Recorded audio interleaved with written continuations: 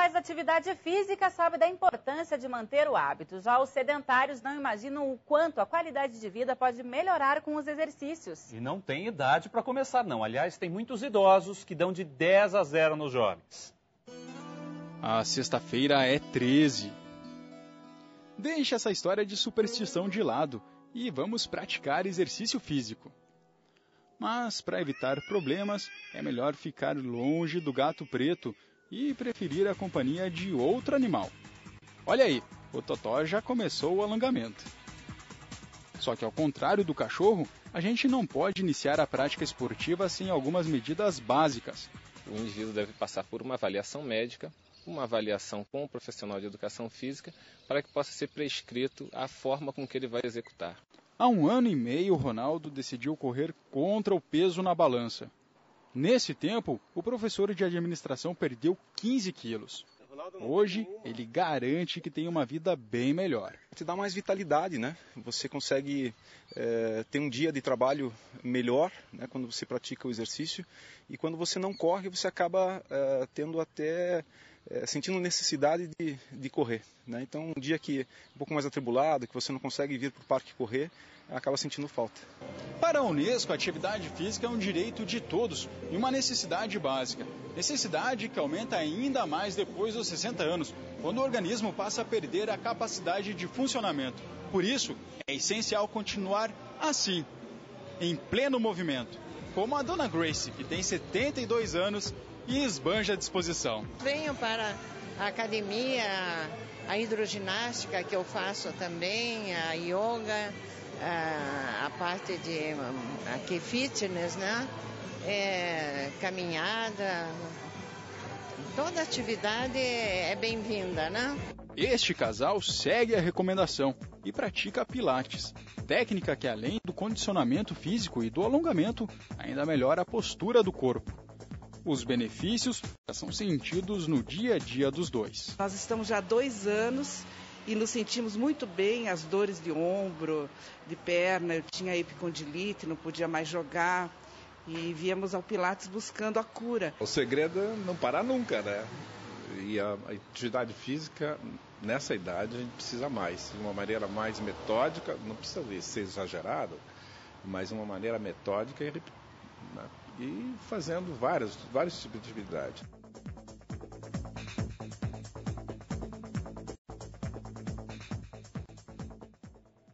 Bom, e como saber qual o exercício indicado para cada faixa etária e também para cada necessidade? É sobre isso que a gente conversa aqui no estúdio com o Dr. Marcelo Leitão, que é especialista em medicina esportiva. Boa noite, doutor. Tudo bem? Boa noite. Seja bem-vindo. Obrigado. Nós vimos na reportagem muitos idosos, pessoas com mais de 60 anos em plena atividade, praticando atividade física, o que é muito bom, inclusive pesquisas até do IBGE mostram que o Brasil está cada vez mais com uma população idosa ativa. Sim. Mas para esse tipo de público, qual que é o exercício que eles precisam começar a fazer?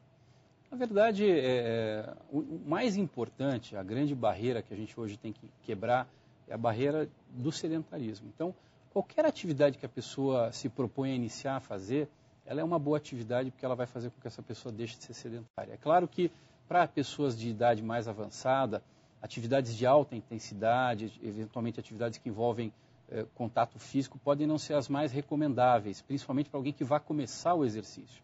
Então, uma caminhada, uma atividade aquática, uma pedalada, um exercício de força muscular, de musculação bem orientado, todas essas atividades são bem-vindas e vão trazer benefício para essa pessoa.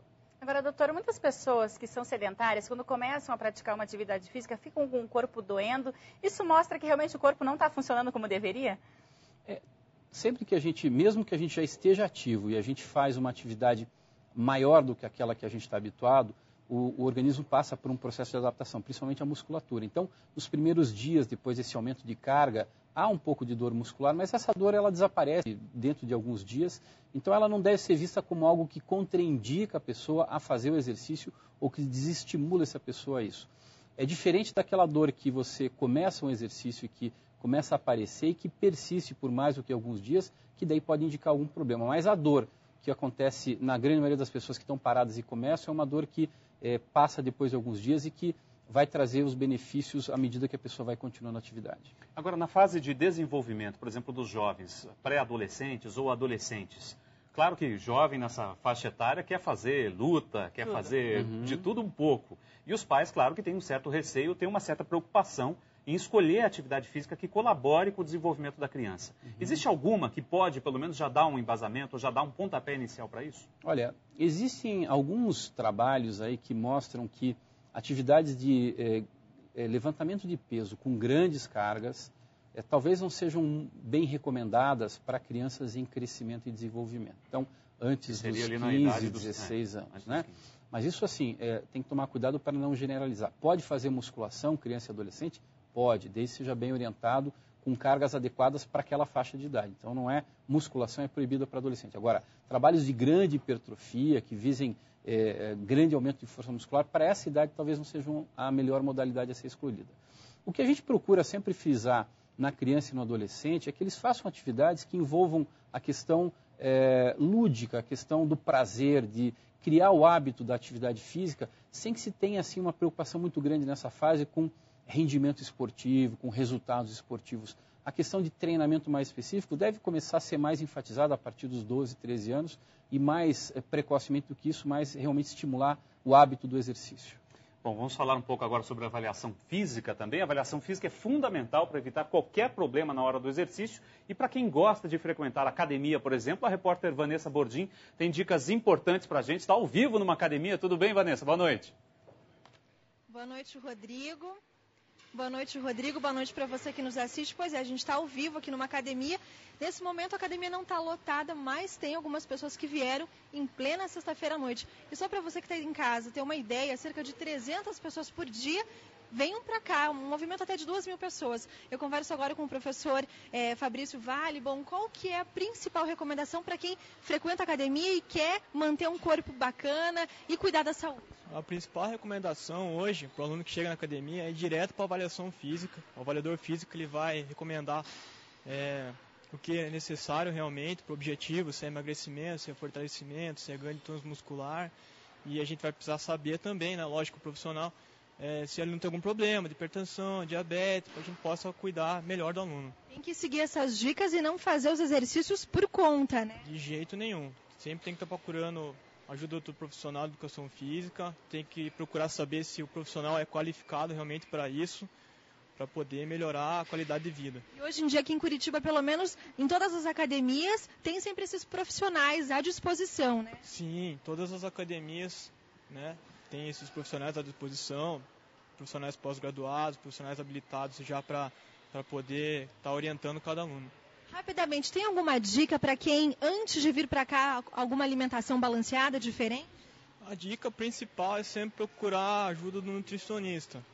Mas pré-treino, geralmente é recomendado alimentos de carga leve, fruta com alto índice glicêmico, que geralmente vem banana, a manga mesmo em si, mas realmente é uma alimentação balanceada antes do treino, é muito importante para poder desenvolver. E o pós-treino também é muito importante para poder ter uma recuperação neuromuscular, tudo. E alguma dica, então, para depois que a pessoa malhou aqui na academia, chegar em casa, alguma alimentação, um iogurte, alguma fruta também? Sim, recomendo fruta leve, bastante alimento que contém fibra. Então, geralmente, cada aluno tem um metabolismo diferente, tem uma atividade, uma rotina de vida diferente. Por isso que a gente sempre recomenda procurar um nutricionista antes, para poder estar realizando o teu treino, né? Agora, Fabrício, você é professor aqui em outras academias também. O que você percebe? Que hoje é uma procura de todas as idades, adolescentes, pessoas de 20, 30 anos e os idosos também, né? Sim, principalmente os idosos. Assim, hoje, até aqui em Curitiba, eles já estão com uma visão diferente. Eu tenho notado, assim, não aqui, mas nas outras academias também que eu trabalho, o número de alunos de terceira idade mais alto, eles estão bem preocupados realmente com a saúde, até com recomendação médica, mas eles mesmos já estão indo por conta. Okay. Importante, então, praticar exercício, né? Muito importante. Okay. Obrigada pela participação. Voltamos ao estúdio. Obrigado, Vanessa, com as informações. Vanessa lá acompanhando uma academia. E academia, nessa hora, também, geralmente é o primeiro passo que muita gente procura, fazer logo uma academia. Mas tem que ter cuidado. Às vezes, uma atividade aeróbica antes é mais interessante do que ela já entrar de cara numa academia, doutor? Na verdade, a academia pode oferecer também atividade aeróbica, né? Quando a gente fala em academia, a gente tende a pensar mais nos equipamentos de musculação. O que se fala hoje é que, em termos de saúde, o ideal é buscar um equilíbrio. A gente viu na reportagem o pessoal mostrando o Pilates. Então, o que é interessante é trabalhar um pouco o componente aeróbio do exercício, junto com o condicionamento de força e com o trabalho de alongamento e de correção de postura. Esse seria o ideal. Então, que a pessoa busque, dentro das suas atividades preferidas, compor com essas variáveis para poder ter o melhor resultado possível para a sua saúde. Mas a avaliação médica, ou então de um especialista como educador físico, é fundamental. Na verdade, a avaliação médica ela visa não só identificar as condições da pessoa e orientar os níveis de exercício, mas também oferecer, principalmente à medida que a idade vai avançando, um pouco mais de segurança para a prática do exercício, né? Então, hoje existe, em Curitiba, inclusive, foi elaborada e foi promulgada uma lei municipal que exige o atestado médico nas academias, ou seja, cada pessoa que inicia um programa de exercício deve ter um atestado, deve ter feito uma avaliação médica para poder estar conhecedor das suas condições de saúde e, com isso, aproveitar melhor o resultado, ter os melhores resultados na academia. E a questão de, o senhor citou problemas de coluna, às vezes um exercício mal colocado, um exercício mal feito, pode trazer problemas de coluna irreversíveis também, não é, doutor? Pode. E aí é que entra, principalmente, quando você começa a trabalhar com equipamentos, a importância do profissional estando em volta, por perto, para orientar a questão de postura, para orientar a questão de carga. Então, é muito importante para esse tipo de atividade que a pessoa possa ter realmente uma boa orientação, para que ela possa, na verdade, desfrutar dos benefícios da atividade física sem ter nenhum problema associado a uma prática inadequada. Agora, doutor, muitas pessoas, quando realizam uma atividade física, aumentam a autoestima, não só porque vai ficar um corpo mais sarado, isso pode ser explicado fisiologicamente também? Quando você faz exercício, você aumenta a produção de uma substância que é secretada no sistema nervoso central, chamada beta-endorfina. Essa beta-endorfina é uma substância que tem uma estrutura química semelhante a medicamentos que trazem bem-estar, relaxamento, prazer. Então, você pode dizer que o exercício traz um efeito fisiológico que melhora o bem-estar, que melhora a autoestima, baseado na produção dessa substância. Perfeito. Muito obrigada pela sua participação. É um prazer. Obrigado pelo convite. Boa noite. Boa noite. Daqui a pouco, um hospital referência no combate ao câncer lança uma nova campanha de prevenção à doença. Você vai ver que frequentar livrarias infantis é diversão garantida também para os adultos. Não saia daí, a gente volta já já.